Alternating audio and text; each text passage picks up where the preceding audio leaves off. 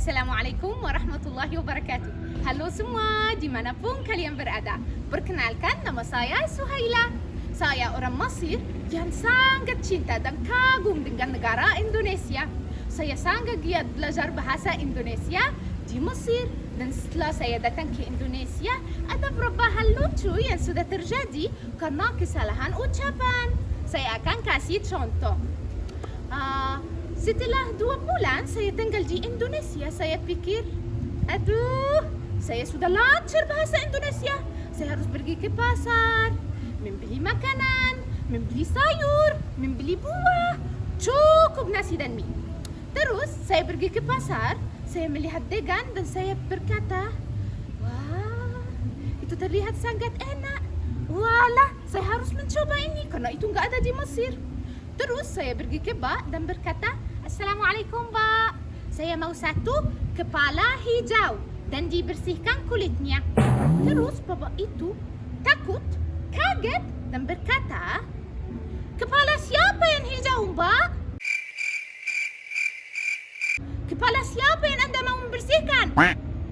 Saya berkata, walaupun dia orang Indonesia, belum bisa bahasa Indonesia dan saya sangat bangga diri saya. Terus saya berkata ke dia, ini kepala hijau Pak, saya mau 1, paham? Terus dia tertawa sekali dan berkata, ini bukan kepala hijau Pak, ini namanya kelapa atau degan. Terus saya sangat malu sampai mati ya. Dan saya ambil dan pergi dan berkata ke diri saya, gak apa-apa Suhaila, gak apa-apa, hanya 1 kesalahan. Terus saya pergi ke Super Indo. Pada waktu itu saya mau membeli kotak makanan yang warnanya biru untuk cocok sama piring-piring. Terus saya pergi mencari sampai ketemu, tapi warnanya pink. Saya mau warna biru. Saya mencari pegawai. Ternyata dia ada di sana. Saya berkata, Mas. Dia seperti, saya berkata, iya Anda Mas. Terus dia berkata, bagaimana saya bisa bantu Mbak? Saya seperti, saya mau 1 otak warnanya biru. Terus dia berkata, bagaimana Mbak? Saya berkata, saya mau 1 otak yang warnanya biru. Oh no. Apa maksudnya Mbak? Ayo bersama saya Mas, saya akan memperlihatkan. Ini otak yang warnanya pink. Saya mau 1 otak yang warnanya biru. Terus dia berkata, Mbak mau kotak makanan yang warnanya biru. Iya Mas. Iya tapi kata Anda otak Mbak. Ya mohon maaf, saya belum bisa bahasa Indonesia. Terus saya sangat malu. Saya pikir itu cukup belanja untuk hari ini. Saya harus pulang ke kos aja. Terus saya pulang ke kos. Setelah 1 tahun, saya pulang ke Mesir. Saya mau bertemu keluarga dan silaturahmi. Setelah beberapa hari, ibu saya mau pergi untuk jalan-jalan. Saya pergi bersama dia.